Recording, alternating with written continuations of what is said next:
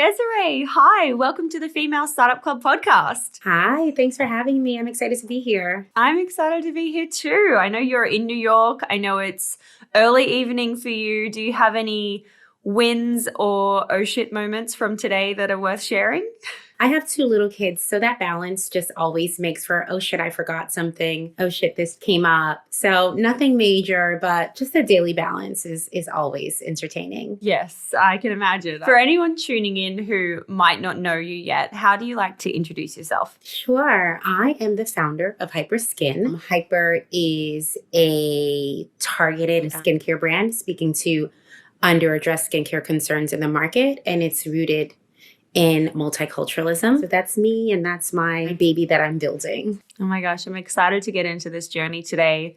When I was reading about you and your backstory, I know that you originally started your entrepreneurial journey with a business in 2015. It was a beauty boutique, and I read that it was dubbed the Sephora for women of color. And so it was a retail experience where you stocked lots of different beautiful, wonderful brands. And I imagine for you that was a great opportunity to get kind of direct insights and kind of learnings for consumer habits and buying habits and just interest in what people were kind of wanting to buy. And I also imagine that was a place for you to see gaps in the market. So I'd love to kind of talk about that time a little bit to understand, firstly, what were the challenges with that model that made you decide to pivot away from that? And what did you learn from building the beauty boutique? Building a beauty boutique definitely gives you like a front row view to, what's doing well at the time and generally like the way customers shop. It's definitely where the inspiration for Hyper came. I think I learned a lot about packaging, and I learned a lot about the importance of naming your products. For us, we're very straightforward because that's sort of the customer that we like to speak to who has a skincare concern, and she's like, just wants a direct, response. I learned so much about like what customers were drawn to, ingredients, and how they shop when they have like a real concern, a pressing concern versus when they're feeling like their hair is healthy or their skin is thriving. So I really poured all of those insights into the decisions that I made when it came to Hyper. But the actual decision to create Hyper was actually born from that store as well. Like you said, 2015 through 2018 is when my store was in existence in New York. We had like all of these really beautiful natural hair care lines, like products for textured hair. They were like on the rise. There were a lot of color cosmetic brands popping up that were realizing that, we need foundation for people with deeper skin tones. And so we were focused on the indie brands. So not the fancy skins, but like the Lip Bar, for example, which is thriving in Target right now, was a brand on our shelves when they were just a lipstick line. I saw all of these solutions coming to market, but the skincare space was not it just were not centering certain concerns, not centering hyperpigmentation, not centering razor bumps or sun care for deeper skin tones, or just so many issues were not being spoken to. The storytelling wasn't centered on deeper skin tones, a variety of skin tones, and the education wasn't there. And we all know, like, with skincare, it's not just here's a product, but here's how you use it, here's how it works for you, here's how it benefits your skin. And so being in that space made me realize like there's a real need for this, and I'm shopping for it as a buyer, but like I think I'm doing it. I think I'm making this product. I think I'm starting this line. Were you like thinking, okay, I'm going to shut this business down and find a supplier, find a manufacturer, and kind of start formulating my own products? Or were you kind of like, let's do both at the same time? Or what was that transition like? So at first I was going to do both at the same time. I had this business. It was thriving in terms of brand awareness, but we did not manage to figure out how we would capitalize on the business model. I see so many amazing retail outlets now where they're partnering with major 13 Lune, a brilliant retail space with a similar approach to multicultural brands and Black and Brown founded brands, partnering with other key retailers, etc. But I hadn't figured out how to capitalize on the brand, although we were, being featured everywhere on social media and in the press. At the same time, this idea had come along. And because of my connections in beauty, I was like working with a chemist, picking out packaging. I think because I hadn't figured out how to make the store happen, it very easily allowed me to focus on the skincare line.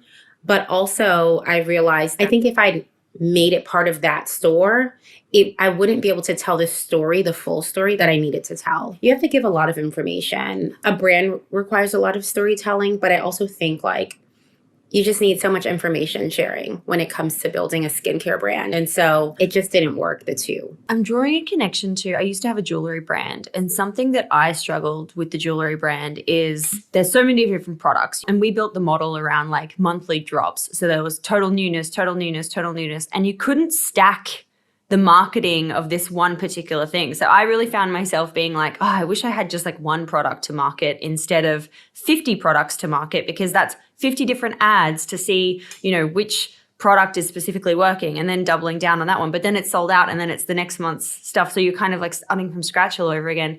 And I can see a similarity in terms of, you know, a marketplace beauty retailer that's got multiple different brands. You're essentially having to promote and advertise all these different brands instead of just the one brand or your, you know, your actual store, as it were. So I can see how that can be also a big challenge. It was a huge challenge. I mean, I think it's exactly what I set out to do, was to really like highlight these beautifully done brands. But at the same time, it was very hard to tell every story, to bring it back to the boutique, you know, especially if you're a retailer, but the brand is also sold at another retailer or on Amazon, et cetera. What I realized was that we were able to get this great press or et cetera for the brands, but the business didn't always come back to us.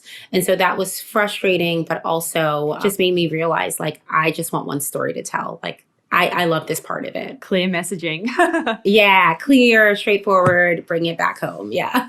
You mentioned something a second ago about the importance of a name, and that's something that you learned in that process. What do you mean by that? Customers are looking for something that speaks directly to them. And so I think that it's the colors, it's the packaging, it's even the name. And so for us, like hyper, you know, signals a lot of things. Hyperpigmentation is this major skincare concern, especially when you're dealing with deeper skin tones. But it's also this like energetic word, also just sort of a modern like poppy word. And so I do think that like every aspect of a brand, easy to read, easy to say. Yeah, easy to say. I realized that the brands on my shelves that did well, they had names that were like that just caught on. I mean, there were some brands, I think, where Vintner's Daughter or something where, you know, there might be a mouthful or et cetera. But I found that the catchier products were like easier, you know, names to connect with. For names like yours, hyper is an amazing word, but I also imagine that could be a word that could be hard to trademark, being so short and kind of like, you know, a regular word that we all use. Was it difficult or? Yeah, we can talk offline about trademark battles, but you cannot easily trademark a common word.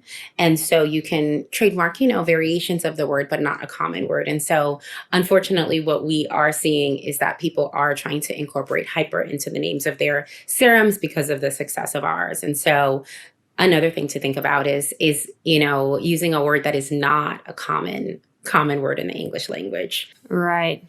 Do you think in hindsight you would do it the same way again? Or do you think you would have then chosen a word that was short and buzzy, but also maybe unique? Short, buzzy, and unique. I think if someone asked me today, I would say short, buzzy, and if you can make it up, even better. Okay. Great piece of feedback. Thank you. I'd love to start talking more about Hyperskin specifically and how that kind of got started. We love to talk about the money piece and kind of what you needed to invest to get your first product run, your first kind of like the website up and running and get you to launch basically. What did you need to invest and how were you thinking about, you know, capital at that time? The interesting thing is I started Hyper with a very small amount. I started it with $12,000 and it is, I don't advise that. It is a very difficult task to start with such a small amount. I had been sort of business planning Hyper, in the lab with Hyper. I had my Hyper samples and I was like, I'm going to fundraise. But at the time, I had no idea what fundraising really looked like. I also, because this was my second business, was like, I'm not taking out business loans. I'm not going down that path. There was a point where I just realized I need to put something into the world and then I will be able to fundraise with that. with the success of that, with the proof that comes from that. Hyper was born with the amount of money that I had, disposable in my bank account at the time, which was $12,000. Definitely not a lot. I did a small run of one product. We developed a number of products, but I said, this is my hero. And it is still 3 years later, our hero. Our serum, you use this on day 1, use it on day 30. You can see the difference. That is what we're going to drive home. We created a website using Fiverr. Beautiful website. Not the same website that we have today, but very proud of the website. I think I spent like $200 on that website. Not that, including the apps and all of the things that can make your website, incredibly expensive. But I'm trying to think of like the key things that we did. But I think investing in the packaging was my major investment. I found a junior designer on Instagram. And so I was able to do it affordably, but with the aesthetic that I was looking for. Did it look the same as it looks now, or have you rebranded? We did do a slight rebrand. So we have the same colors and the same component, but we did make I switched designers and we made our logo much more outstanding because we were going onto the shelves. We recently launched in Sephora. So when we did that, we were like, this needs to stand out on a shelf. And so we made some tweaks to it, but very similar aesthetic. And the other big thing was that we did a bunch of gifting, which I think sometimes when I talk to other business owners, they're reluctant to gift products because they don't have a lot of products and they don't have a lot of money. But I'm like, no one can talk about a product they didn't try. So I think, it's not a big number, but for us, we had a list of 100 people. And I was like, I have to get this into the hands of 100 people in our first couple of months. And that was a big part of us getting, quite a bit of unboxings and press in our first couple of months. Oh my gosh, amazing. I love that. And so you had this budget, $12,000, small amount to get your first run of products, your website, your designer for the packaging, your actual packaging, and then this 100 gifts. What was the kind of impact that you saw from that around launch? Like what was the buzz that you were getting? And what was, is that like 20 orders on launch day, or is that like 1,000 orders in a couple of months, or what was the kind of result? Oh, that's a good question. Did we get 20 orders? I think launch day is always great, right? Because you have friends and family. But we were, I think, getting in that 20 orders daily. And I was like, oh, wow, killing it. Like, I'm going to sell through these thousands of units. I am very pleased. But we did get a lot of press. We initially gifted a number of editors that we were friendly with because of my boutique. And I think because other editors saw that we were being written about, they were open to writing about us. And so for a brand with no budget, we did get quite a bit of press. And at the time, social media was, I guess, Instagram was very different. And so we were able to get in front of people organically there with like photographs, We didn't have to be movie editors. But Instagram was also just like a good platform for growth, I guess, like TikTok is today. And so that was also a key piece. So we did some, influencer giftings to get unboxings, and that really worked out for us in the beginning. And if you had to kind of distill dot point form, getting from that kind of early launch buzz and excitement, because I feel like there's like a bit of a peak. It goes up where you're like, yep, okay, we've launched, there's buzz, blah. And then it kind of starts to just like calm down. And then you've got to like find that ongoing momentum to get to, say, your first 1,000 customers.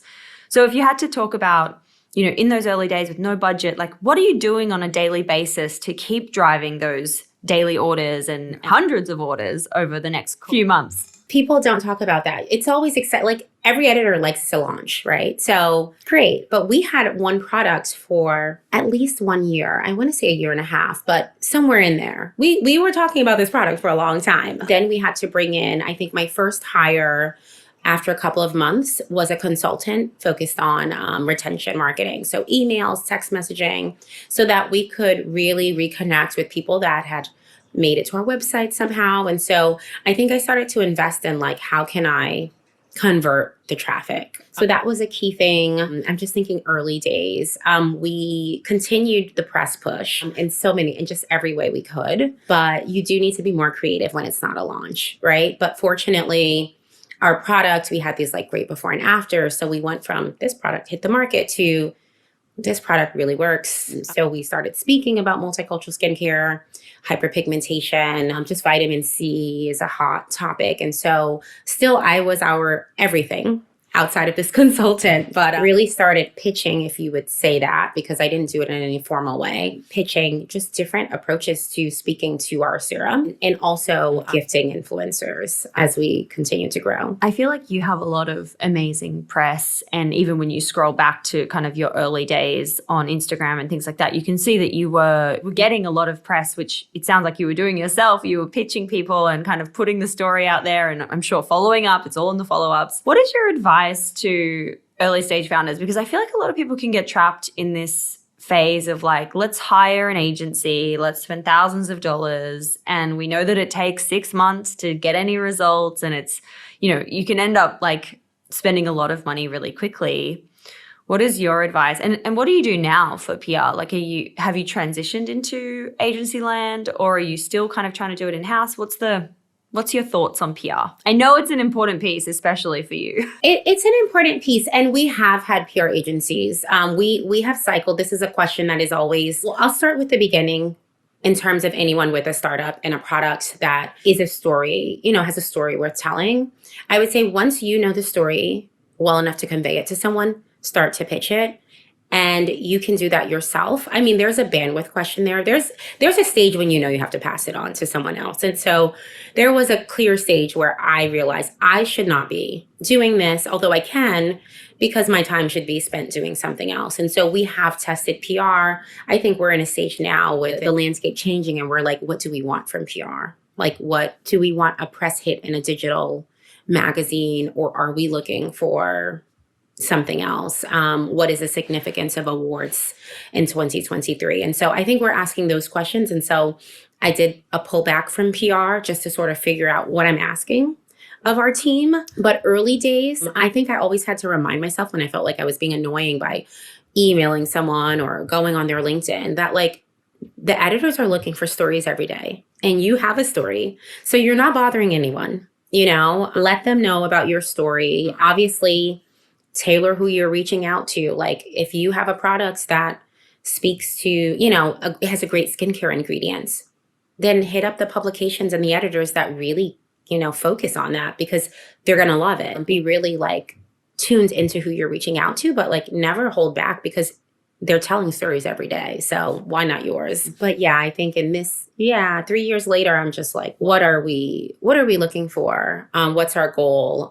Because we are organically getting a lot of digital press hits, but what does that mean? And what is the value? And, a lot of businesses are asking themselves that question, like, justify every line on that P&L. Yeah, we're still small, so we still have to do that and trace it back. There's the content piece, but there's also like, how does this convert? How big is your team now?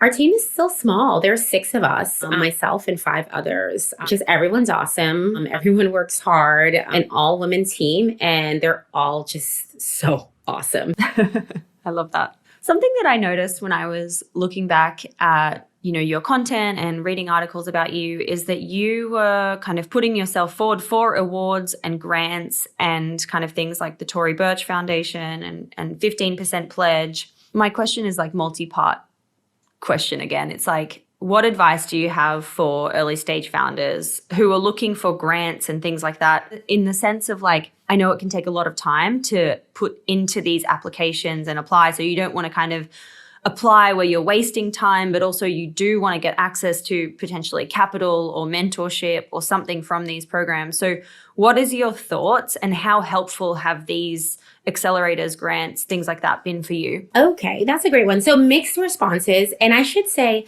I don't apply for grants enough. I've actually only applied for 2, the ones you mentioned. Oh, okay.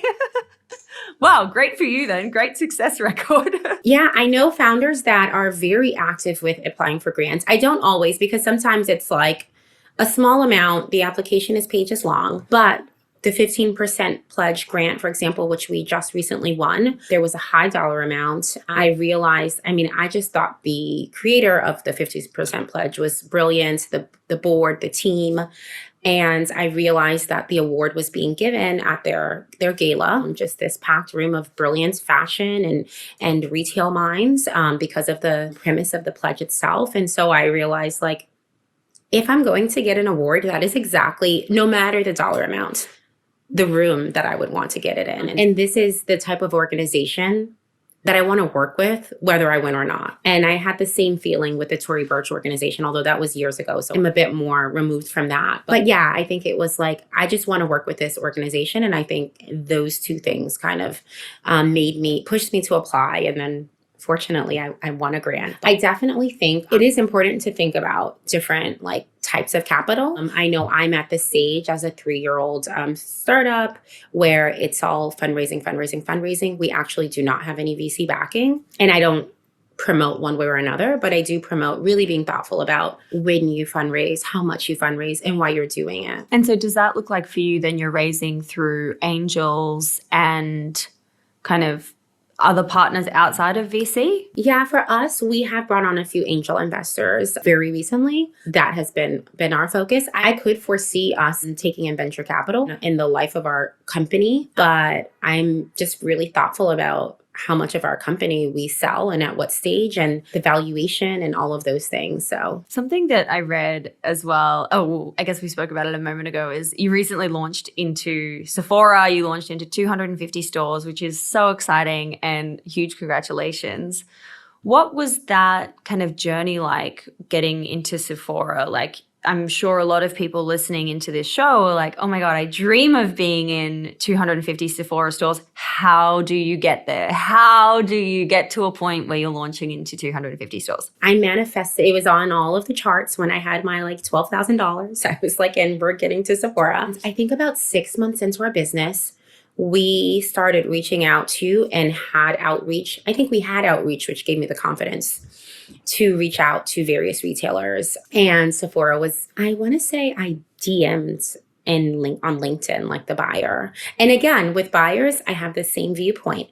They're looking, you've got something, like, go for it when you're ready, when you have the packaging, the story. For us, I waited until we had community. We were able to prove, like, I think with press and all of these various things. What did that message look like? Like that quick, like LinkedIn kind of DM? Like, is it like a detailed, like, here's 6 paragraphs about the brand? Or is it like a, hey, let's chat? You know, they tell you to have your 1-minute elevator pitch. Well, you need to have your 2-line DM. And I say DM, but I only mean on LinkedIn. Don't DM someone on Instagram. I hate a DM on Instagram for business. It's that 2-sentence bit perfected. What would you say? Like, what was the actual kind of, what points do you hit on in a 2-sentence thing? Hyper-targeted, hyperpigmentation, multicultural. I think we had like 15,000 people, and you could not tell me that wasn't the entire world following us on Instagram. We were just featured in A, B, and C, Allure, and this and that. And I would love to like share more. Like, this is what I have. We spoke to amazing buyers, but Sephora was always my goal buyer. I should, go back to the fact that I've always had acne-prone skin. Like, since high school, I have always struggled with chronic acne. And so while I do love like beautiful products, well-packaged products, like, I've always been the clinical skincare girl. And so Sephora was the go-to, in terms of like the Dr. This and Murad and all of the great acne treatments outside of like Proactive. And so I just knew that like Sephora would get what we were creating. Yeah, we had a great conversation about what we were building. Very shortly after that, we mentioned the grants and the gala, but they signed on to the 15% pledge, which I should mention is like a pledge to make sure that 15% of your shelves are Black owned, which is reflective of the US population. I think at the time it was a single-digit percentage for Sephora. And so I think some things just happened while we were having conversations. It was a great conversation, another great conversation, them signing the pledge, where I said, I think this is, I knew in manifestation stage that it was Sephora, but now I'm thinking that this is the partner that I can see our brand really growing with, and really getting the support that we need. Because when you're a young brand, like, you have something that they want, but you also need to know that you're going to be supported, because you can't have the same playbook as Fenty, Yeah.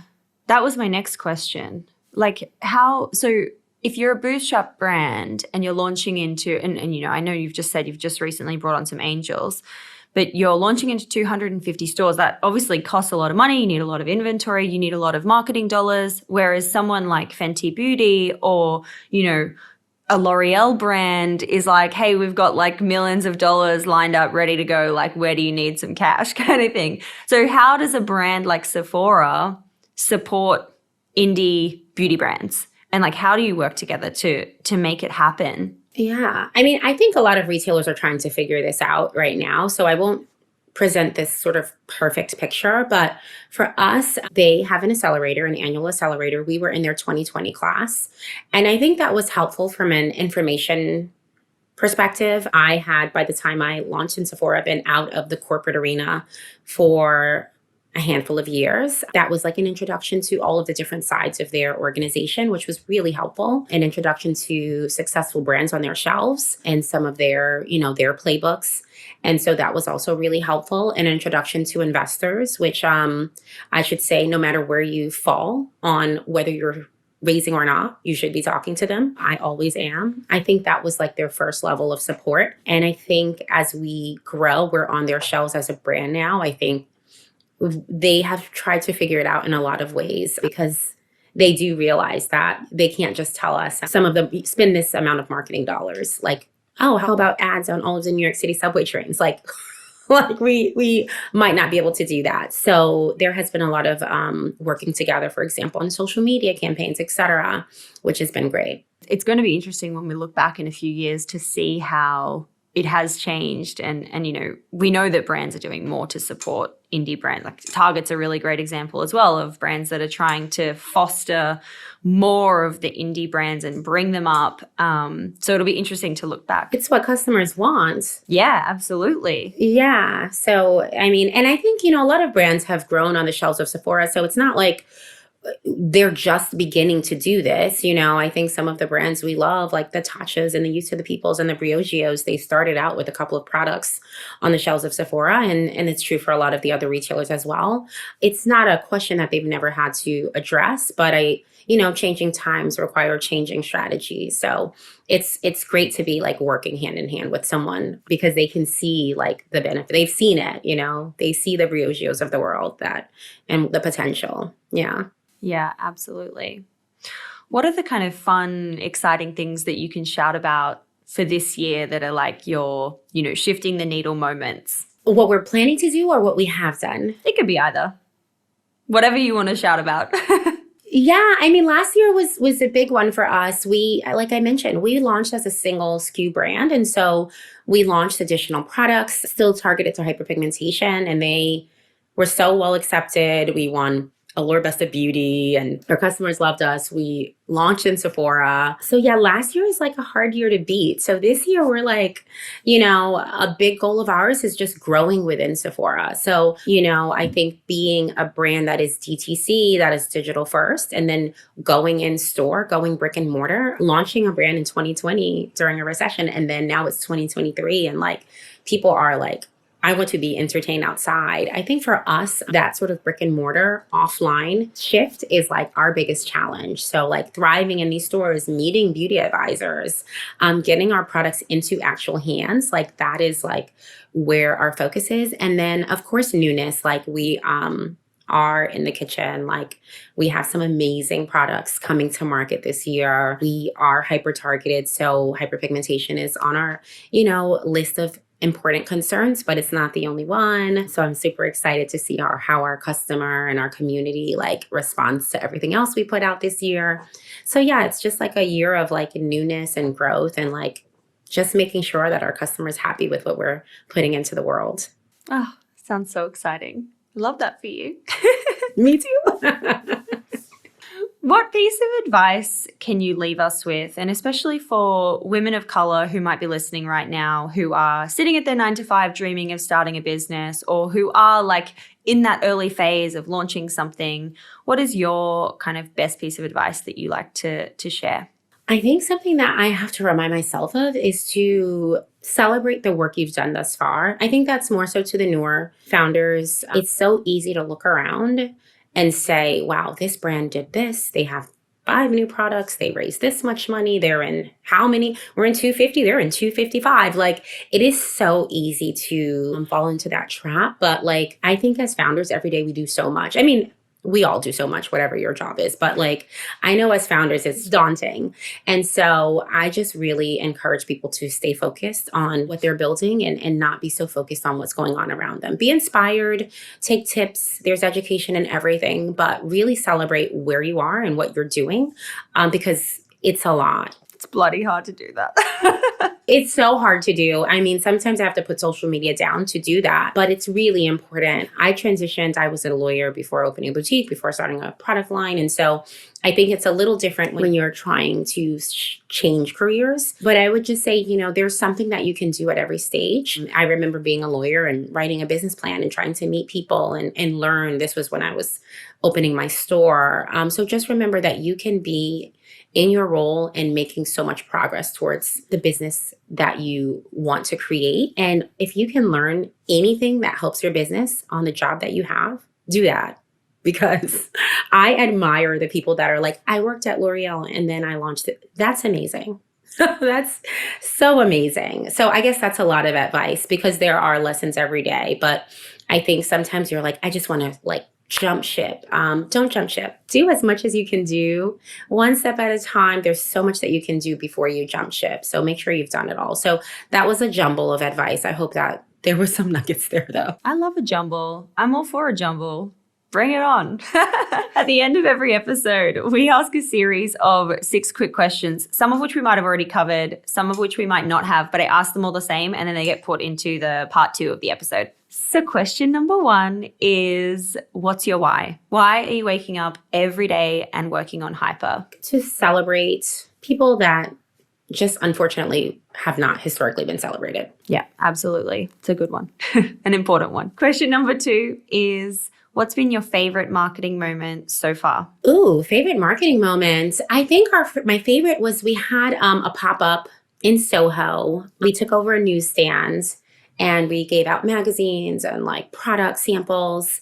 And it was my favorite, because it was hella cute, very fun, great energy. My team of 6 women like worked their asses off. But it was my favorite because it was our first like IRL event, because we do so much digitally as a brand that launched in the pandemic. So it was well done, but it was also like, oh my God, we're outside with the people. Oh, I love that. Yeah, so much fun. You've got to do the things in building a business that also just bring joy. It might not necessarily be this like big, revenue moment, or it might not necessarily be the big hit that you think it's going to be. But if it brings you joy in the process of like getting to put something like that out there and being like, this is so cool. Like, this looks cool. Our customers love it. It's a great brand moment. Leaning into those things, I think, is so important. Question number 3 is, what's your go-to resource in business when you have to think about a newsletter or a podcast or a book that is useful to you at the moment? Can I say other founders? Of course you can. Network is very important. Because that's the honest truth. My WhatsApp is very active and I have so many like short list of other founders, and I'm always like, hey, like, thoughts on this? Let me tap your shoulder. Yeah, so much conversation from fellow founders. Yeah, absolutely. It's a great one. Question number 4 is, how do you win the day? If you are thinking about your AM or your PM rituals that make you feel happy and successful and motivated. The things I consider wins are so simple. I think when your day is hectic, I think the wins are just like very simple things. Like I mentioned, have 2 young children. And so the days where I like can drop them off and like pick them up and I have quality time with them, I feel like that is a win, because the day in the middle is so insane and, I travel, etc. So I think starting the day with my children is awesome. Starting the day, like eating a real breakfast, feels like such a win. I think just starting the day focusing on myself, which is not always where I start the day, is always like the start of a successful day. If I'm honest, I think putting myself first and recentering self-care is a big goal of mine and something I've done in 2023, but we still have a long way to go. So, but yeah, those 2 things are the things that like make me feel like good and healthy and like, where I want to be. Yeah, a day of success. I feel like it's that kind of thing where like you know it's the case, but some days you just can't win it every day. No, you can't. You can't. And some days feel crazy and they don't feel the way you want them to, but they're also wins. Like some of those chaotic days where you're working in the back of an Uber, those are wins too. But I think the ones that feel a little bit more tame and ordered with quality time are the ones that I aim for. Yeah, absolutely. Question number 5 is, what's been your worst money mistake and how much did it cost you? I think a lot of my money mistakes are not mistakes, just like marketing fails. I was speaking to a founder friend that is venture backed. And she was like, one of the reasons you should raise is because you have more room to like try things and it fail and you're not so bothered by it. I mentioned social media and influencers, et cetera, but there's so many things we've tried, podcasts and wheat postings and all of these various things. And sometimes you sort of sit around and you don't see exactly how they've converted. I think the marketing fails are the ones that I feel, but also the ones that I gotta keep trying. So you gotta keep trying because one day one of those things is gonna pay off real good. Yeah, sometimes they do. And then you're like, oh, that was amazing. So it's interesting. I'm always holding my breath when we do something new in the marketing arena. Yeah, you've got to be like, okay, I'm detached from this. I'm detached. I'm not here. Question number 6, last question. What is just a crazy story, good or bad, you can share from your journey of building Hyper? I don't know if it's crazy. I think when you're in a world, so many things are normalized. And so when they happen, it doesn't feel crazy. Like shortly after we launched in Sephora, I went to Times Square and I was with my children, and my children see me working with Hyper. They're very familiar with the packaging and the products. Like seeing Hyper on shelf in Times Square with them, to me, it was crazy. That was just a few months ago. If I go back now, though, I'm like, this is now the norm. So I think it's so weird, like what feels crazy and then how just sort of being in an environment like makes it like your new norm. But yeah, I don't want to lose the fact that like seeing our products on shelf in Times Square with my family was just like the most bizarre, exciting thing. My kids were literally jumping up and down. Like it was. Yeah, I can imagine. But I think you raise a really good point, and that's something that we all struggle with is it's like you forget what the outside perspective is. You're kind of like, no, this is normal. That's just the normal. I should be on Times Square like all the time, or like that's not a big deal anymore. Yeah.